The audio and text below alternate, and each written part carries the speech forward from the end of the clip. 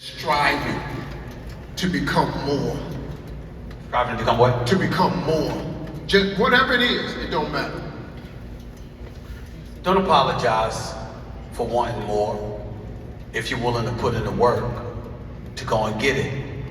But most importantly, be married to the process, not the results. Because let me tell you something that he knows better than me, but I know a thing or two about. No matter how much that money is, once you know you got it, and you know it's gonna be in your bank account, you're thinking about how can I get more? That's what you're doing. You're not sitting back going like, all right, I did enough. I'm straight, I ain't gotta do nothing. If you alive and you living and you're striving, that's what you're after. And so many people get caught up in, I want this, but what kind of sacrifice are you willing to engage in to get what you want? What are you willing to deprive yourself of in order to get it? And even then, once you accomplish it, do you understand it's not going to be enough? Because if you've got that hunger inside of you, it doesn't go away. It's part of living. And you got to marry yourself to the process because you're going to always put in the work. If you ain't accustomed to doing the work, but you want the results, even if you get the result, you ain't gonna be able to hold on to it because you wasn't willing to put in the work to get it. You gotta make sure you're willing to do that. To me, there's a difference between being alive and living. And I'm not living if I'm not striving. And I'm not elevating. So that's my attitude. And when I think about this business, I'm not saying definitively that I'm gonna get X, Y, and Z. I'm saying that's my intent because I deserve it. I'm saying I deserve it because it's not emotional. I have the data, I have the numbers, I have the facts that show this is what I bring to the table compared to anybody in this business. This is what I deserve.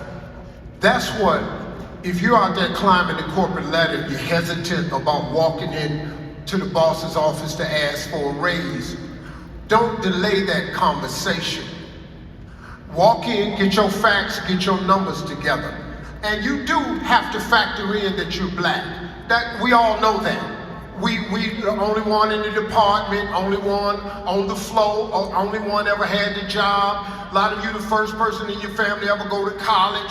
You the only one in your family ever had a supervisory position, first one to ever open a business. You always got to factor in the fact that you're black, but know your numbers. Alex Trebek, God rest his soul, one of my favorite people, was the highest paid person on daytime television always, because Jeopardy is the #1 show. Until this show came along called Family Feud. Now, when it replaced Jeopardy, and I come into you and I say, hey, this is what I want, you can stop talking to me because now we ain't talking about black no more. We talking about numbers. We talking about numbers. And you have to give me the respect. But you all do not be afraid to ask for your value, because ain't nobody gonna treat you worth something you don't think you worthy of. Get your value. What's the worst thing they can tell you is no. You don't have to fucking raise, excuse me. You don't have to raise no way. So why would you be afraid to go in there? If you don't go in there, you're not gonna get the raise. I'm gonna go in here and let you tell me no, but we're gonna have a long discussion about this no shit before I walk back out here and take this low rate ass money right here. If I'm the #1, you gonna pay me #1, or else guess what? See if you can find some other #1. Once you prove yourself worthy of value, don't you let nobody tell you you ain't. They thought. And when they let me go, I found out how much I was worth, which is pretty close to nothing. One could easily say I was blackballed. Nobody in television wanted me. Not TV1, not BET, not Fox, not TNT, not any of the networks, nothing. Nobody wanted me. And you were one of the people that helped resurrect my career because you used to bring me on the Steve Harvey morning show, filling in for you, particularly with the strawberry letters and stuff like that, you know? And so I remember when I got back, the reason I got back was because my mother, and I got it in my book, Straight Shooter, which I'm blessed to have been a bestseller.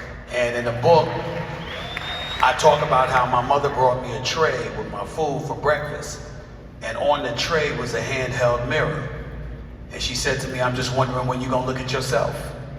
And then proceeded to tear into me about how I was acting, how I was talking about the bosses, how I felt about work. And she says, I'm not saying you deserve to be fired, but would you want somebody like that working for you if you were a boss? And she really got into me. And from that point forward, I resurrected my career. And what was the first step that I did in going by doing it? I knew a couple of executives in the business that were friends of mine. And they just went through the business of audio and of television and taught me the business, every nook and cranny in terms of what defines value, what defines cachet, what can be monetized, what's just lip service, etc., etc. And as I studied more and more about the business, I became the master of the business. And when I was mastering the business, I'd look at ratings. I knew when to go in and out of commercial breaks. Okay, right there. Let me just, for point blank.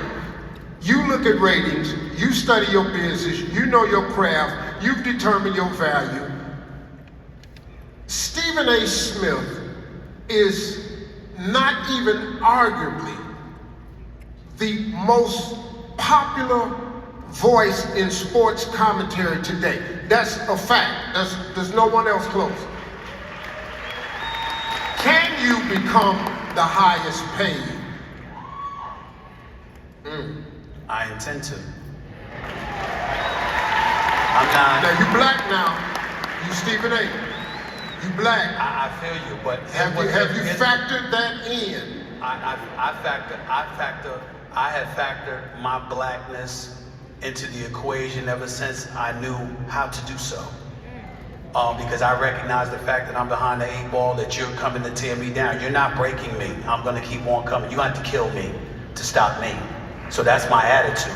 If you don't have my cell number, I don't care what you think of me, because you're not in my life that way.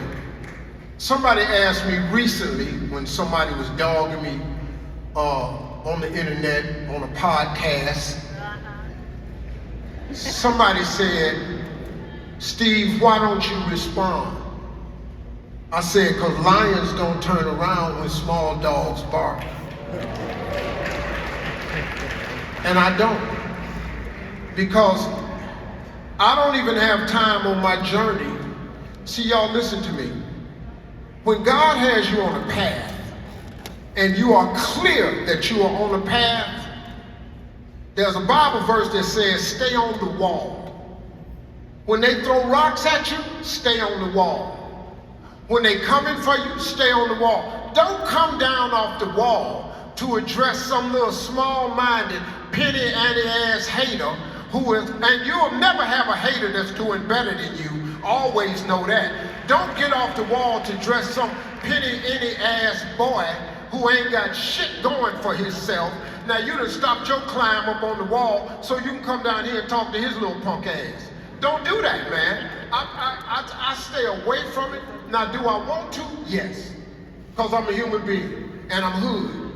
I used to be a fighter, and I still got hands. They slow, but if you get up on me real close, I can still knock your monkey ass out, though. I just don't have the quickness I have, but I still know how to turn my hip and shift that weight, and I'll knock your short ass out. I'll shoot your perm straight out your head. I don't even know why I said that.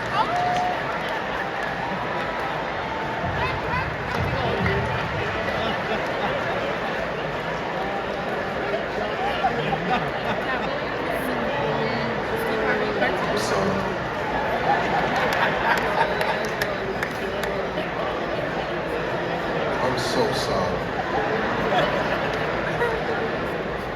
Jesus, keep me near the cross.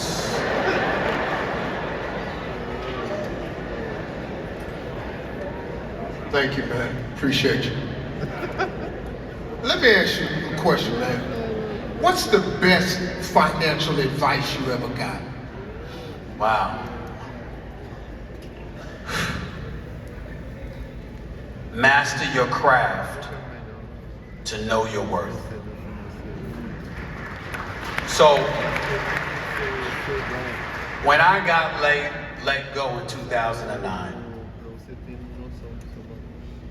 I thought I was the man.